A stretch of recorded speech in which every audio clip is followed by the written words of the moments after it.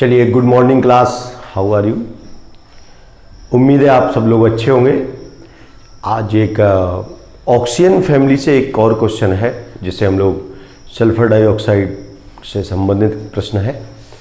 बनाते कैसे हैं सल्फर डाइऑक्साइड को, उसके क्या क्या केमिकल प्रॉपर्टीज हैं और भी बहुत सारी बातें आज हम लोग इस वीडियो के माध्यम से स्टडी करेंगे। तो सबसे पहले हम जान लेंगे सल्फर डाइऑक्साइड क्या होता है। इसका मॉलिक्यूलर फॉर्मूला जो है SO2 होता है। Methods for preparation, sulphur dioxide को कैसे हम लोग बनाते हैं ये देखते हैं। तो पहले हम लोग हेडिंग डाल लें, बनाने की विधि।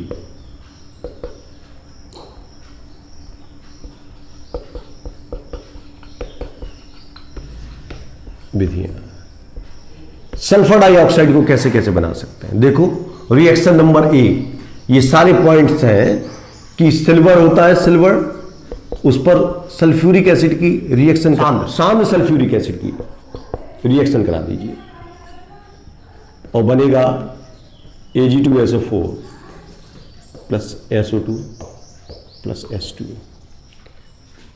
बैलेंसिंग देख लेंगे, रिएक्शन बैलेंस है कि नहीं है। दो सिल्वर इधर है, दो सिल्वर इधर है, हाइड्रोजन 4 है, 2 दूनी 4 है, ऑक्सीजन 4 दूनी 8 है, 4 2 6 2 8। ठीक है, ये सिल्वर है और ये सल्फर डाइऑक्साइड है जिसकी हम लोग बात कर रहे हैं। ऐसे ही एक और रिएक्शन से हम लोग बना सकते हैं Cu प्लस 2H2SO4, ये भी कंसंट्रेटेड है और रिएक्शन हो जाएगी CuSO4 plus SO2 plus 2H2। ठीक है, ये कॉपर की रिएक्शन शांत सल्फ्यूरिक एसिड से करा देने पर SO2 गैस प्राप्त हो जाती है।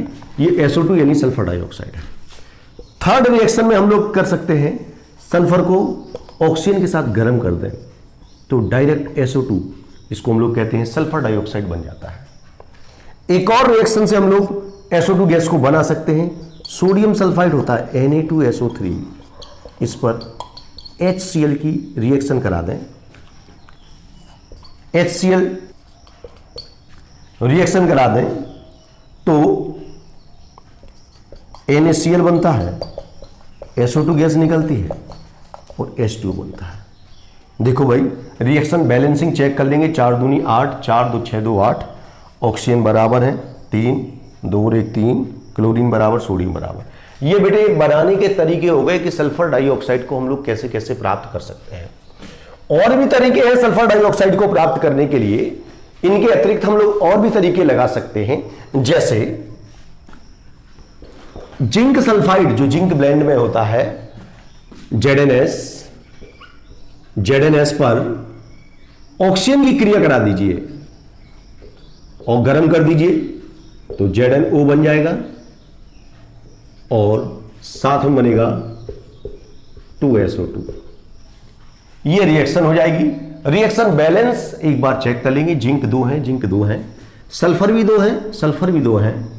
अब ऑक्सीजन देखो, 2 दूनी 4 2 6, 3O2 कर देंगे। बोथ साइड ऑक्सीजन इक्वल हो गए, जिंक इक्वल है, सल्फर इक्वल है और ये SO2 गैस मिल गई।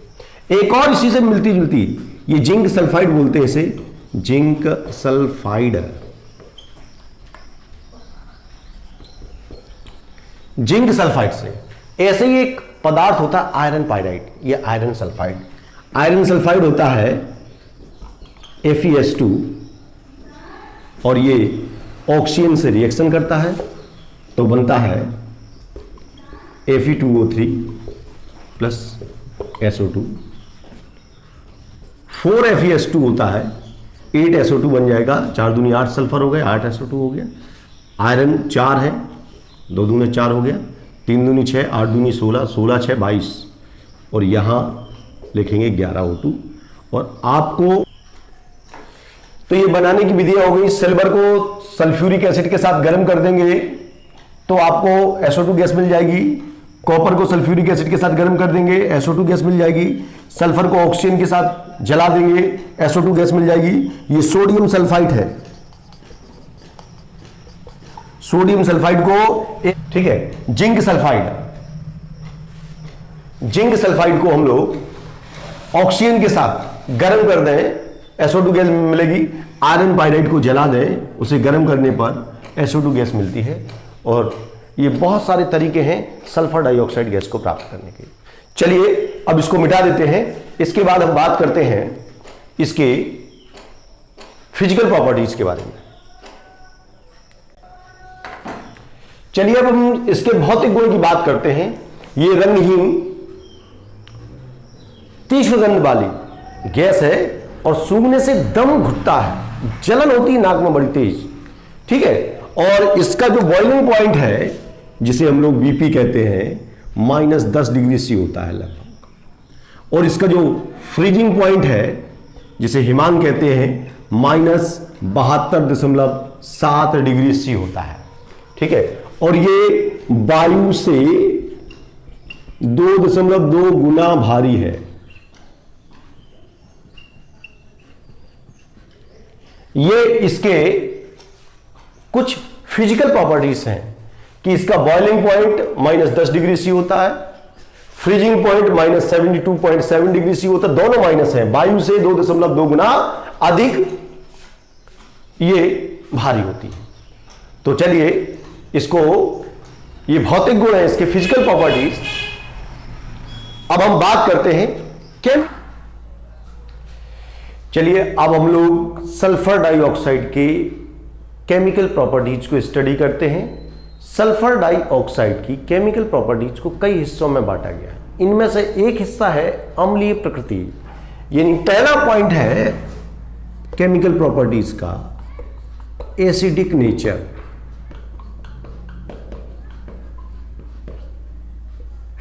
एसिडिक नेचर, अम्लीय प्रकृति। हम लोग कैसे समझेंगे कि SO2 अम्लीय है? हो सकता है ये क्षारीय नेचर की हो या उदासीन हो। तो उसके लिए एक वजह होती, जैसे अमोनिया के बारे में हमने पढ़ा है, वो लाल लिटमस को नीला कर देती है। अमोनिया का जली विलयन लाल लिटमस को नीला कर देती है। इसका मतलब अमोनिया क्षारीय होती है। अब हम लोग बात कर रहे हैं SO2 और इसके ऊपर आरोप लगता है कि यह अम्लीय होती है। तो SO2 जल में घुल करके अम्ल बनाती है, इसलिए हम लोग इसको कहते हैं ये ऑक्साइड कैसा है? अम्लीय ऑक्साइड है। तो देखें कि जो SO2 है पानी से रिएक्ट करता है और बना लेती है H2SO3 और इसका नाम होता है, सभी लोग जानते होंगे, सल्फ्यूरस एसिड। चूंकि एसिड बन जाता है और ये नीले लिटमस को लाल कर देती है। ये जो लिटमस होता है ना, जो लिटमस होता है, और लिटमस नीला कैसा हो जाता है? लाल हो जाता है। जो ब्लू कलर का लिटमस होता है वो रेड कलर का हो जाता है। तो नीले लिटमस, तो ये एक बात हो गई जो बता सकता है कि SO2 एक अम्लीय ऑक्साइड है। क्यों? क्योंकि पानी में घुल करके अम्ल बनाता है। इसका नाम है सल्फ्यूरस एसिड, 3 ऑक्सीजन है, ठीक है। और ये लिटमस के प्रति, नीले लिटमस को कैसा कर देता है? लाल कर देता है। ब्लू लिटमस रेड में कन्वर्ट हो जाता है। एक बात और बता सकते हैं इसके माध्यम, SO2 NaOH से रिएक्ट करती है और एक लवण बनाती है Na2SO3, साथ में निकल जाता है वाटर। देखो ऑक्सीजन 2 है, 2 ऑक्सीजन है, 4 हो गए, 3 और 1 4। सोडियम बराबर सोडियम। ये सल्फर डाइऑक्साइड है। सल्फर डाइऑक्साइड, ये सोडियम सल्फाइड है। ये सोडियम सल्फाइड है, सल्फर डाइऑक्साइड, और ये सोडियम सल्फाइड बन गया। तो ये एक लवण है, जो सोडियम सल्फाइड है, ये लवण है। और आप लोगों ने एसिड बेस थ्योरी में पढ़ा होगा कि जो अम्ल होते हैं वो किसी क्षारक के साथ क्रिया करके लवण बनाते हैं। तो जाहिर सी बात SO2 अम्लीय स्वभाव का है, तभी तो ये NaOH के साथ, एक बेस के साथ रिएक्ट करके एक लवण यानी सॉल्ट बना रहा है, ठीक है। तो ये दोनों रिएक्शन इस बात को शो करती हैं कि जो SO2 गैस होती है वो अम्लीय प्रकृति की होती है। बात नंबर 1 कि पानी में घुल करके अम्ल बनाती है, इसलिए अम्लीय है, और इसका जली विलयन नीले लिटमस को लाल कर देता है। और SO2 NaOH जैसे बेस के साथ रिएक्ट करके लवण बनाता है, और लवण वही बनाता है बेस के साथ जो स्वभाव से अम्लीय होता है। चलिए, इतनी बात होने के बाद ये पहला पॉइंट था एसिडिक नेचर। इसके बाद दूसरा पॉइंट है एडिशन रिएक्शन।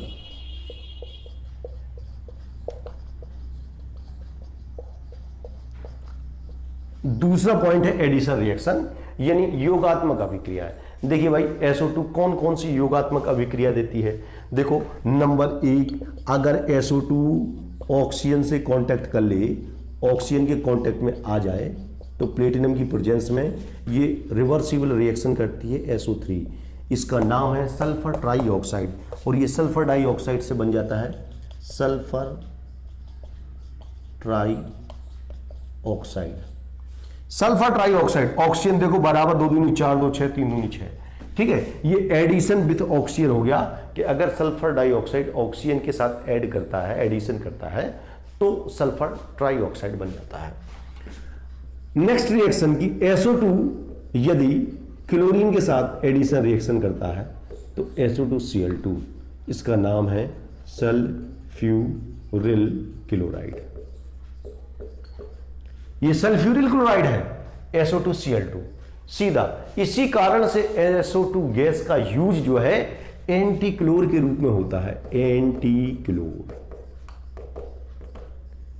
अभी ये आगे यूज में बताएंगे आपको कि SO2 का उपयोग एंटी क्लोर के रूप में क्यों किया जाता है, ठीक है। अच्छा, इसके बाद एक और एडिशन रिएक्शन हम लोग जान सकते हैं कि ये PbO2 से भी रिएक्ट करती है SO2 और डायरेक्ट बना देती है PbSO4, that is lead sulphate. इसको हम लोग कहते हैं लेड सल्फेट, और इसका नाम है लेड डाइऑक्साइड। ये लेड डाइऑक्साइड से डायरेक्ट लेड सल्फेट बन जाता है। ये एडिशन रिएक्शन है, addition with chlorine, addition with lead dioxide और एडिशन विथ ऑक्सीजन के साथ एडिशन रिएक्शन हो गई। तो अभी हम लोगों ने acidic nature of sulphur dioxide देखा, एडिशन रिएक्शन देखी। एडिशन रिएक्शन को जानने के बाद अब हम बात करते हैं, चलिए अब SO2 की रिड्यूसिंग नेचर की रिएक्शन देखते हैं कि SO2 रिड्यूसिंग नेचर कैसे शो करता है। तो थर्ड इज रिड्यूसिंग नेचर, जिसे हम लोग कहते हैं अपचायक प्रवृत्ति। रिड्यूसिंग नेचर यानी अपचायक प्रवृत्ति। तो अपचायक प्रवृत्ति कैसे काम करता है? देखो, हम लोग इसके बारे में जान लें कि जो SO2 है, SO2 वाटर से रिएक्ट करके H2SO4 बनाता है, और 2 हाइड्रोजन, और ये हाइड्रोजन कैसे? नेसेंट हाइड्रोजन है।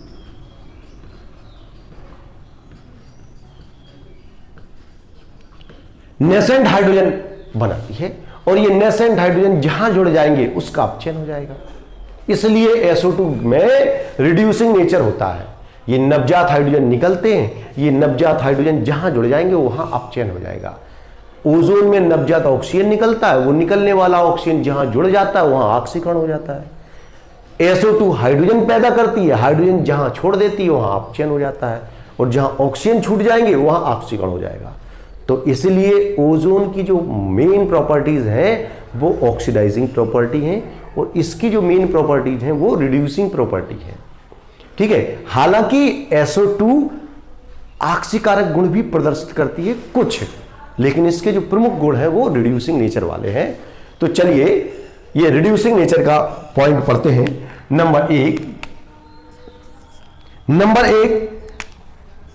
यह है X2 को HX में। X2 का मतलब क्या होता है बेटा? हेलोजन।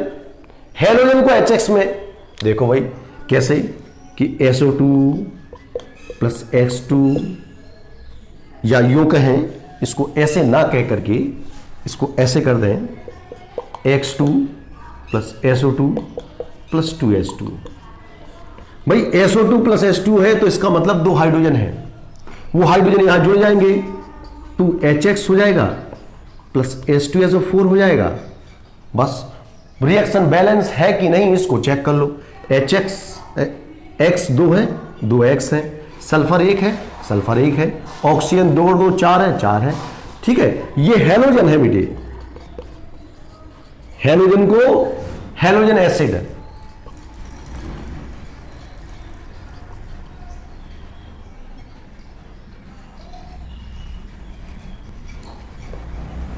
SO2। अच्छा, एक और रिएक्शन हम लोग नोट कर सकते हैं कि यह है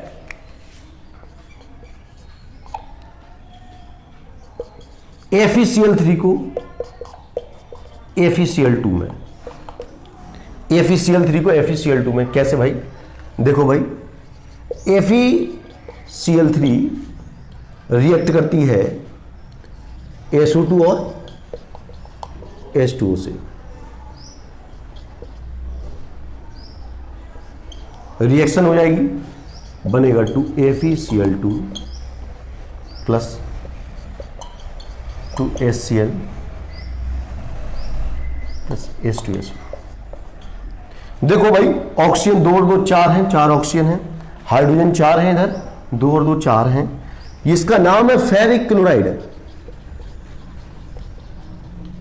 और ये फेरिक क्लोराइड से बन गया फेरस क्लोराइड। ये फेरिक क्लोराइड से फेरस क्लोराइड में कन्वर्ट हो गया। ठीक है, तो इस प्रकार से ये रिड्यूसिंग नेचर हो गया किसका? SO2 का। SO2 वाटर से रिएक्ट करके नेसेंट हाइड्रोजन जनरेट करता है, और ये निकलने वाले नवजात हाइड्रोजन हैलोजन को हैलोजन एसिड में, मतलब HX में, फेरिक क्लोराइड को फेरस क्लोराइड में।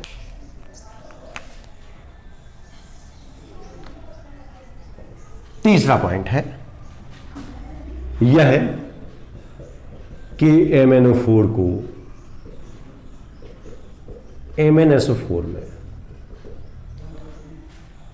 KMnO4 को MnSO4 में अपचयित कर देती है। भाई KMnO4 को कैसे भाई?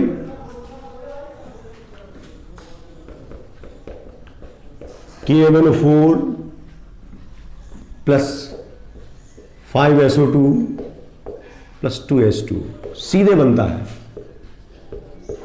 K2SO4 टू MnSO4, और साथ में बनेगा H2SO4। ये पोटेशियम पर मैग्नेट है, और इसका नाम है मैग्नस, दे रहा हूं, Magnus sulphate.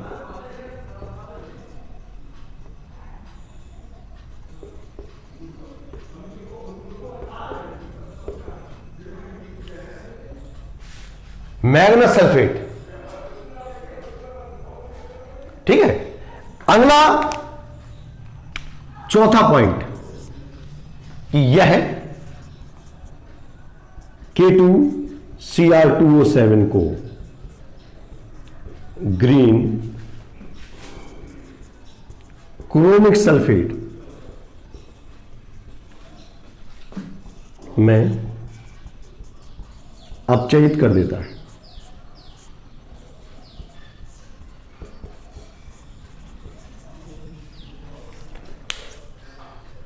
Green chromic sulphate में अपचयित, ये ग्रीन कलर का होता है क्रोमिक सल्फेट। देखें भाई, K2Cr2O7 plus 3SO2 plus H2SO4 gives K2SO4 plus Cr2SO4 का होल थ्राइस प्लस H2O।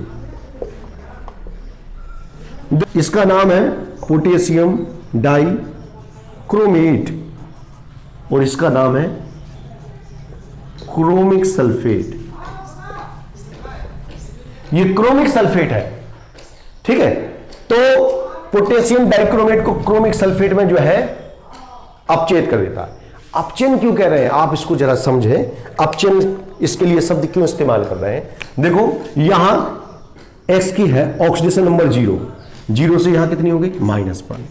यहां Fe की ऑक्सीडेशन नंबर +K3, यहां कितनी हो गई? +K2। जब ऑक्सीडेशन नंबर में गिरावट होती है तब हम उसको क्या कहते हैं, रिडक्शन। यहां रिडक्शन हो रहा है, यहां भी क्या हो रहा है, रिडक्शन हो रहा है। ठीक है, यहां आप देखेंगे Mn की ऑक्सीडेशन नंबर +7 होती है और यहां Mn की ऑक्सीडेशन नंबर +2 हो गया, ये भी क्या कहेंगे, रिडक्शन हो गया। ठीक है, ऑक्सीडेशन में क्या होता है, ऑक्सीडेशन नंबर बढ़ती है, +7 से +9 +8 ऐसे हो जाए। यहां क्रोमियम की ऑक्सीडेशन नंबर +6 होती है और यहां क्रोमियम की ऑक्सीडेशन नंबर +3 होती है, ये भी क्या हो गया, अपचयन। ये अपचयन कर कौन रहा है, ये अपचयन कर रही है SO2, इसीलिए हम उसकी प्रॉपर्टीज पढ़ रहे हैं, रिड्यूसिंग प्रॉपर्टी, अपचायक गुण। क्लियर?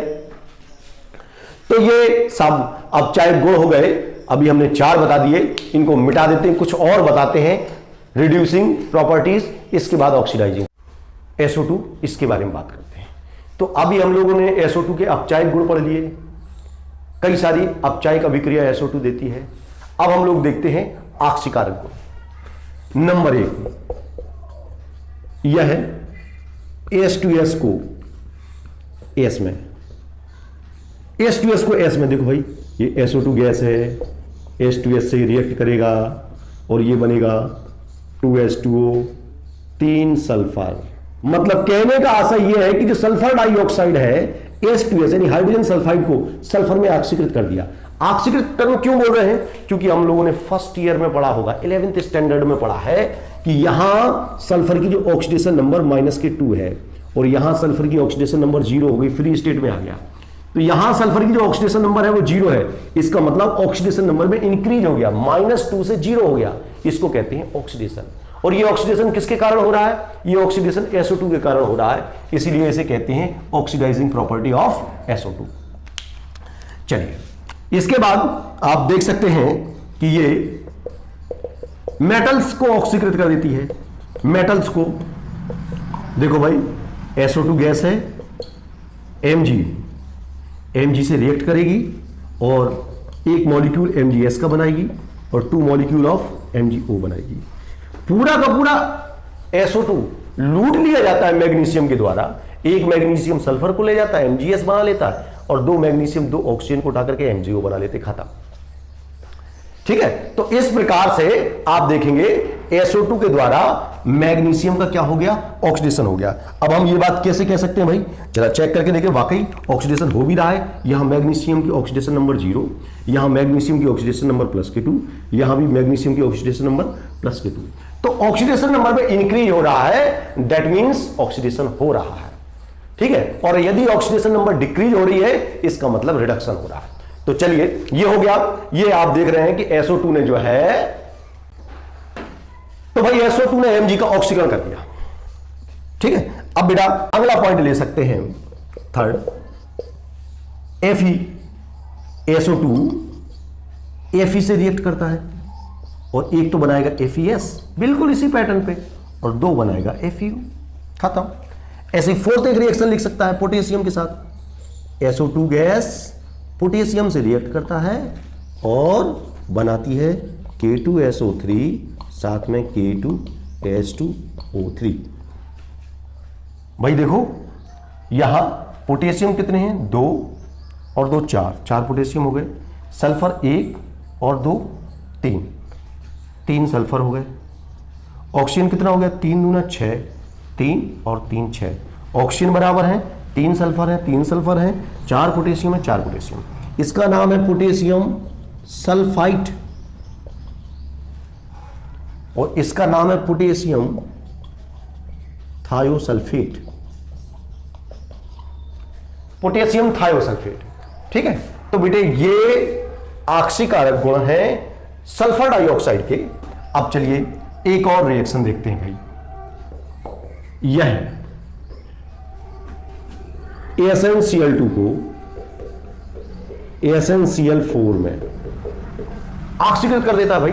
देखो कैसे, ये AsNCl2 है ना, 4HCl लेगा और SO2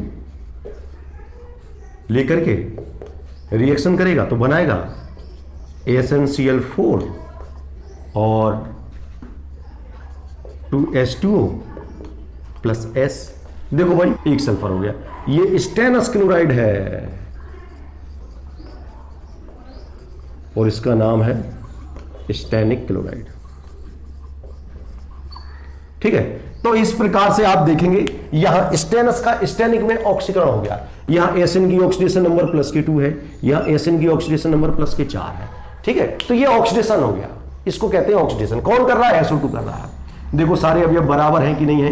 क्लोरीन 4 2 4 बराबर, 4 दूनी 8 बराबर, सल्फर बराबर है।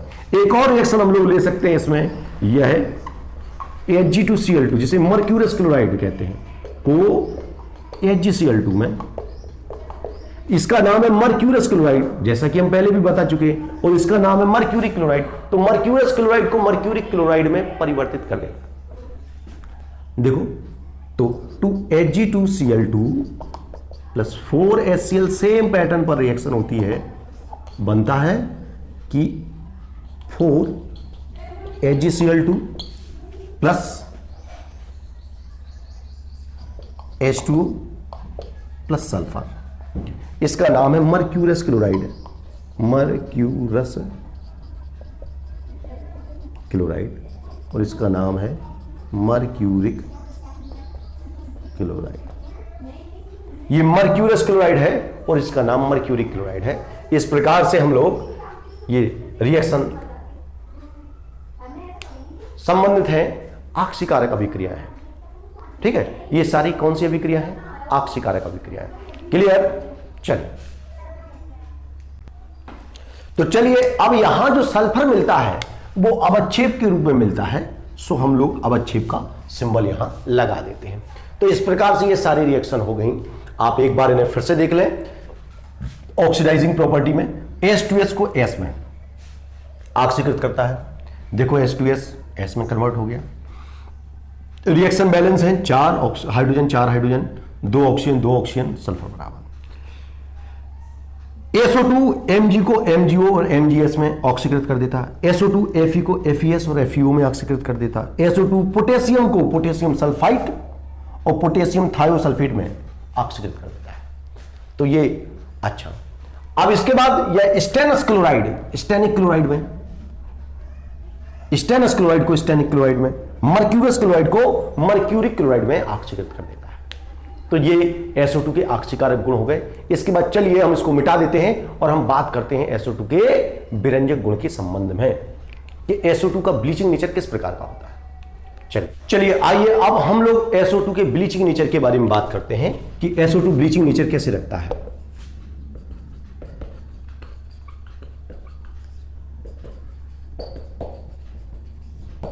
ब्लीचिंग प्रॉपर्टी, तो SO2 की ब्लीचिंग प्रॉपर्टी कैसे काम करती है, कैसे होती है ब्लीचिंग प्रॉपर्टी, इसको जानते हैं कि जो SO2 होती है वो वाटर से रिएक्ट करती है और H2SO4 बनाती है, साथ में नेसेंट हाइड्रोजन, नेसेंट हाइड्रोजन इसको हम पहले भी जान चुके हैं, नेसेंट हाइड्रोजन बनते हैं। ये नेसेंट हाइड्रोजन अत्यधिक क्रियाशील होते हैं और ये क्या करते हैं, किसी भी रंगीन पदार्थ, रंगीन पदार्थ, जब रंगीन पदार्थ के साथ ये जुड़ जाते हैं नेसेंट हाइड्रोजन, तो वे कैसे हो जाते हैं, रंगहीन हो जाते हैं। ठीक है, तो इसे हम लोग SO2 का ब्लीचिंग नेचर कहते हैं। अगर हम इसके ब्लीचिंग नेचर को कंपेयर करें ओजोन के साथ या हाइड्रोजन पेरोक्साइड के साथ, तो देखेंगे कि ओजोन में जो ब्लीचिंग नेचर होता है वो ऑक्सीजन, नवजात ऑक्सीजन के कारण होता है, लेकिन यहां जो ब्लीचिंग नेचर है नवजात हाइड्रोजन के कारण होता है। वहां ऑक्सीकरण के कारण ब्लीचिंग होता है, यहां रिडक्शन के कारण होता है। और जो रंगीन पदार्थ होता है, रंगीन पदार्थ जैसे मान लीजिए ये कोई कलर्ड सब्सटेंस है और ये रंगीन पदार्थ है, इसमें कोई रंग है, तो ये नवजात हाइड्रोजन आकर के इसको पूरी तरह ढक लेते हैं, जिससे इस कलर्ड कंपाउंड की, कलर सब्सटेंस का कलर छिप जाता है। लेकिन जैसे जैसे वातावरण की ऑक्सीजन इसके संपर्क में आती है, तो वो ऑक्सीजन क्या करती है, वातावरण की ऑक्सीजन इसके संपर्क में आती है, हाइड्रोजन को उठा उठा करके चल देती है। और जब हाइड्रोजन ऑक्सीजन के साथ जुड़ करके वाटर बन करके मुक्त होते चले जाते हैं, तो उस सतह पर जिस पर हाइड्रोजन जमा हो गए थे, उस कारण से वो रंगहीन हो गया था, फिर से पुनः वही रंग उत्पन्न हो जाता है। इसलिए जो ब्लीचिंग प्रॉपर्टी है वो SO2 की, वो कैसी है, अनस्टेबल है, यहां मैं लिख रहा हूं अनस्टेबल ब्लीचिंग प्रॉपर्टी है, ये ध्यान रखेंगे। ये कैसी है? अनस्टेबल, मतलब थोड़ी देर के लिए कलर चला जाता है, फिर पुनः वह कलर मुक्त हो जाता है। ठीक है, तो इस प्रकार की नेचर को हम लोग ब्लीचिंग नेचर कहते हैं। और हम लोगों ने जान लिया कि इसका जो ब्लीचिंग नेचर है वो रिडक्शन पे बेस्ड है और अनस्टेबल होता है। फूल है, कागज है, उनको ब्लीच करने में SO2 का इस्तेमाल किया जाता है। और चीनी, जो सबसे महत्वपूर्ण चीज है, शुगर जो कि ब्राउन कलर की होती है, उसको डीकलराइज करने के लिए भी SO2 का ही इस्तेमाल किया जाता है। SO2 का एक और प्रॉपर्टी है, एज ए सॉल्वेंट SO2 का यूज किया जाता है। SO2 का यूज एज अ सॉल्वेंट होता है, एक सॉल्वेंट के जैसे होता है। क्यों होता है? क्योंकि SO2 ऑर्गेनिक और इनऑर्गेनिक दोनों प्रकार के सब्सटेंस के लिए सॉल्वेंट का काम करती है। और SO2, SO प्लस और SO3 डबल माइनस टाइप से रिएक्शन देती है और काम करती है सॉल्वेंट का। और ये सॉल्वेंट दोनों के लिए होता है, इनऑर्गेनिक सब्सटेंस के लिए और ऑर्गेनिक सब्सटेंस दोनों के लिए अच्छा सॉल्वेंट का काम करती है SO2। चलिए अब हम लोग देखते हैं SO2 की उपयोग क्या है, यूज क्या है। अब चलिए सल्फर डाइऑक्साइड के उपयोग देखते हैं, इसके क्या यूज हैं, क्या उपयोग हैं सल्फर डाइऑक्साइड के। तो यूजेस, उपयोग number 1, as a solvent. Solvent के जैसे उपयोग होता है, अभी हमने बताया अजलीय विलायक है। ऐसा अगर विलायक चाहिए जो जल ना हो, आमतौर पे एज ए सॉल्वेंट वाटर का ही इस्तेमाल करना है। लेकिन यदि कहीं हमें वाटर का इस्तेमाल नहीं करना है तो SO2 गैस का इस्तेमाल करते हैं। और ये दोनों के लिए अच्छा है, ऑर्गेनिक सब्सटेंस के लिए और इनऑर्गेनिक दोनों के लिए अच्छा है। अभी हमने पीछे देखा ही है। ठीक है, दूसरा एक इंपॉर्टेंट रोल है इसका, एंटीक्लोर, एज ए एंटीक्लोर या एंटीक्लोर के रूप में, एज ए एंटीक्लोर। ये एंटीक्लोर क्या होता है भाई? एंटीक्लोर का मतलब होता है क्लोरीन का अपोजिट या क्लोरीन का विरोधी। तो कहीं भी अगर क्लोरीन का यूज हुआ है और क्लोरीन ज्यादा मात्रा में और उस क्लोरीन को चुनना है, पिकअप करना है, उठाना है, कैसे उठाएंगे? ये मान लीजिए कहीं सब्सटेंस में आपने क्लोरीन का इस्तेमाल किया और क्लोरीन बहुत ज्यादा हो गई, जरूरत थी 4 की और आपने 400 छोड़ दिए। तो अब उसके लिए क्या करेंगे? आप SO2 गैस छोड़ दीजिए। SO2 गैस इससे जुड़ करके क्या बनाएगी? SO2Cl2, और ये पिकअप हो गई। अगली SO2 आएगी, वो इसको उठा करके क्या बनाएगी? SO2Cl2। इस प्रकार से जितनी भी क्लोरीन होगी SO2 उसको पकड़ती जाएगी और SO2Cl2 सल्फ्यूरिल क्लोराइड बना करके हटती चली जाएगी। तो कहीं भी अगर क्लोरीन एक्सेस में दिख रही है तो उस क्लोरीन को रिप्लेस करने के लिए, हटाने के लिए हम लोग किसका इस्तेमाल करते हैं? SO2 का। इसको कहते हैं antichlor action of sulphur dioxide. Sulphur dioxide का एंटीक्लोर एक्शन, ठीक है, वो एंटीक्लोर के रूप में एज ए एंटीक्लोर हम लोग कह सकते हैं काम करती है। फॉर्मेशन ऑफ H2SO4, H2SO4 के फॉर्मेशन में, मतलब समझ गए ना? अगर हमें H2SO4 बड़े स्तर पे बनाना है तो बिना SO2 गैस के संभव नहीं है कि आप सल्फ्यूरिक एसिड लार्ज स्केल पर बना सकें। एक अभी चौथी बात हम लोग जानते हैं ना, ब्लीचिंग, ब्लीचिंग एजेंट है एक ब्लीचिंग करने वाला, विरंजक, ब्लीचिंग को हिंदी में कहते हैं विरंजक है, विरंजक का कार्य करता है, विरंजक का कार्य, विरंजक का कार्य करता है। H2SO4 के निर्माण में एंटीक्लोर, एंटीक्लोर को हिंदी में भी एंटीक्लोर ही कहते हैं, एज ए सॉल्वेंट, विलायक के रूप में ये इसके उपयोग हो गए। और भी हैं, इसको एज ए रिड्यूसिंग एजेंट भी इस्तेमाल कर लेते हैं, ऑक्सीडाइजिंग एजेंट भी इस्तेमाल कर लेते हैं, ये इसको उपयोग हो गए। चलिए अब हम इसको मिटा देते हैं और स्ट्रक्चर देखते हैं। सल्फर डाइऑक्साइड में जो सल्फर होता है उसमें sp2 संकरण होता है, जो सल्फर होता है उसमें sp2 संकरण होता है।